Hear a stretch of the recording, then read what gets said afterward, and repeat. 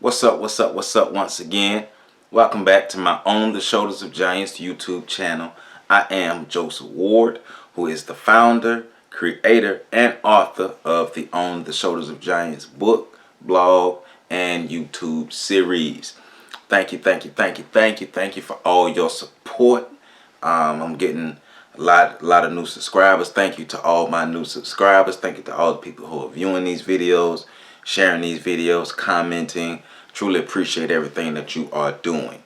Thank you for being a part of this growing movement for us to reclaim our stories and love ourselves. Now today, I want to talk about something that has been on my mind, and I've been in a lot of discussions about it. So I guess I titled this, We Have to Stop Waiting on the Next Messiah. We got to stop waiting on our next hero. We have to stop waiting on somebody to come save us and realize that we have to save ourselves. One of our biggest problems are we're so conditioned to be starstruck in fan mode, and you know, we're so stuck there that we continue to wait for people to come save us instead of working to save ourselves, right? The organization I'm a part of, PAX Inc., one of our sayings is, we are who we've been waiting for. So I'm going to use that one today. We are who we've been waiting for. We have to stop waiting on the next Messiah. Malcolm ain't coming back. Martin ain't coming back. Marcus ain't coming back. Medgar ain't coming back. Ali not coming back.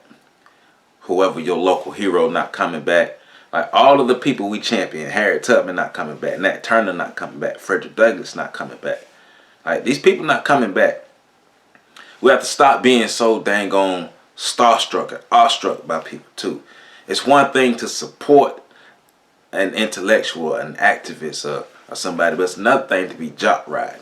And that's what we continue to do. We be jock riding like a mug, and we be jock riding so much that we be blind and so dismissive to the things that happen, because we continue to raise people up to celebrity status, and we should definitely support our people to the T. But we got to stop looking at all of the people that we support as our messiahs, as our new. We need a new leader. Lead yourself. True leaders create leaders. True leaders create leaders. Our history has taught us that all of the people that we look up to and that we deem as leaders, they didn't wait on somebody to come tell them to do something, or they wasn't waiting on somebody to come save them. They got up off their butt and they got active. That's what we all need to do. That's what you need to do. That's what you need to do. That's what you need to do. That's what I need to do. That's what everybody needs to do. Get up off your butt and get active. Stop waiting for the next Messiah. Nobody's going to come back and save black people. If black people want to be saved, if black people want to change, if black people want something different, then damn it, we got to do it different. That's just what it is. We are who we've been waiting for. If you want it country, we is who we've been waiting for. I give it to you either way. It's on us to save ourselves. It's on us to liberate ourselves. It's on us to uplift ourselves. White supremacy has put us in a bad position. We're 400 years behind. White people have a 400-year head start on this. We don't have we don't necessarily have all the resources. We don't necessarily have all the capital. But one important resource that we do have is people. But we got to believe it in ourselves. We got to know how powerful we are as a unit and be willing to work as a unit. But we got to stop this sitting around waiting on somebody to come save us. That ain't gonna happen. It's just not. And that's one of the reasons why we keep going through these cycles over and over and over and over again. We're so cyclical that you can always almost pinpoint exactly how to make black people mad and get us riled up, and then how long that rage or that anger or whatever, that energy will last, how long it will take for it to dissipate. It's about a 2.5 week range, maybe more so 2 week range, right?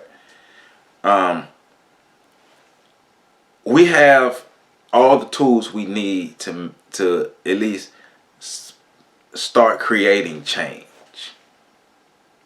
We have what we need. We have the people. We are so smart. We're so skilled. We have all the abilities as African people in America to make massive change for ourselves and our people. We just got to be willing to do it. We just got to be willing to put in the work. We have to be willing to make the sacrifices. We have to be willing to give up certain things. We have to be willing to put in the planning, put in the organization. We should be at a point, still be at a point where we're so emotionally unstable that things just set us off and we just react. We're so reactionary. We're never proactive. We're never organized. Like you can predict what we're going to do and almost how we're going to do it, because we're so used to the same things over and over and over. We've been fed the same rhetoric so much that that's just what we know. That's why I'm always encouraging us to study our history, study the rebellions, study, like, we really need to. I'm gonna do a video like on the strategies of the civil rights movement, so we can start to see and we can stop putting ourselves, because, and I was just having a conversation earlier.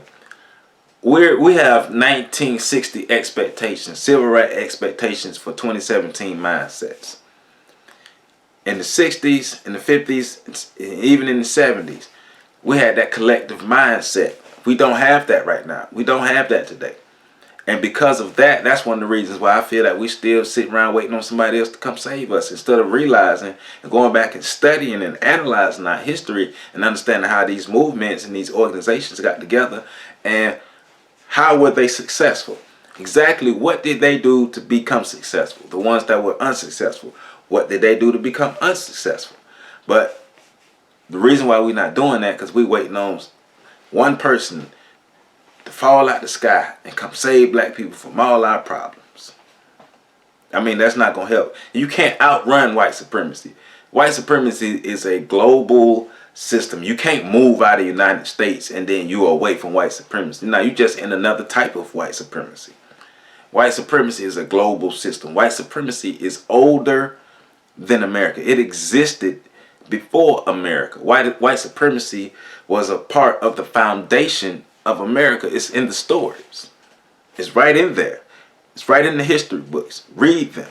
Pick these books up, read them, and you better get to learning history now and your stories now, because they're systematically trying to wipe out history out of these books.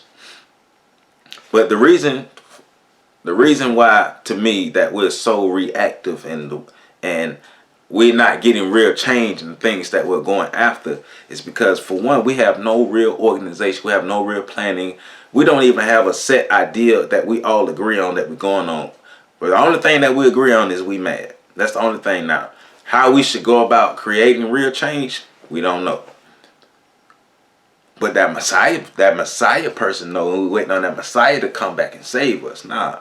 We have everything we need. You are too brilliant and powerful to be waiting on somebody to come save you. You're too brilliant and powerful. You have what it takes to uplift yourself and your people. If we all work together, we can make the changes that we need for ourselves. Our greatest goal should be the liberation of ourselves, the independence from the system of white supremacy. Black people taking care of black people in our black way, doing what we need to do for ourselves instead of sitting around waiting on it, because nobody's going to come save us. And I'm going to keep saying that. Nobody, and I mean nobody, no other group. Dr. John Henry Clarke always talks about how no other group of people is going to help us, is going to save us. Now, you know, we do see people putting up their signs and all these things, but I mean, real change, real things aren't happening. And we have to be able to see that. We're in a cycle, and we're afraid to get out of this cycle because we're comfortable in this cycle. But this cycle is not helping us become liberated. It's not our duty to find a place of comfort within the system of white supremacy. It's our duty to become free of the system of white supremacy and oppression, to become free of it. We want our black people, our African people globally, to be free of the system of white supremacy. And we have to do what we need to do for ourselves on our end so we can free ourselves. It's not our job to stop. I don't think it's our job to stop racism. I think it's white people's job to stop racism because hell, they started it. But it is our job to do what we need to do to liberate ourselves from the system of white supremacy. White people have to stop being racist. We got to get away from it. We got to create our own systems in our own ways, and a great way to protect ourselves. I'm gonna do a video on how, like I said earlier, you can't escape white supremacy. So you got people who want to move out of the country or get off the grid and all these things here. Now you have to put the systems into place that when you move and you create your own, that you could protect it, because we have examples. If you look at the move in Philadelphia, also Fela Kuti, I hope I said that right, Move or Push. I can't remember. I don't know why I'm confusing them in my mind, but the Move or the Push organization in Philadelphia that were bombed. Fela Kuti, read his story. They kind of, if you want to use the term, went off the grid. They went off the grid and were still overtaken by the government. Being able to look at all these independent black communities, like we always talk about the Black Wall Streets, who had no mechanisms to defend themselves. That's one thing that we miss. Until white supremacy is over, until we able to free ourselves totally of white supremacy, until we're able to defeat white supremacy, white people have to stop it. We can defeat it, right? Because we have what we need to defeat it. We can defeat it. We have to believe we can, and know we can, and work towards it, and organize and build towards it. We can do that. It's white people's job to stop it. It's our job to defeat it. But until we defeat white supremacy, you can't outrun it. And you can build what you want to build, but how are you going to protect it once you build it? Those things have to be taken into account. And in my opinion, because we don't study our history the way we're supposed to, we make the same mistakes over and over and over and over again. And it's time for us to do something different. It's time for us to see something different, and experience something different.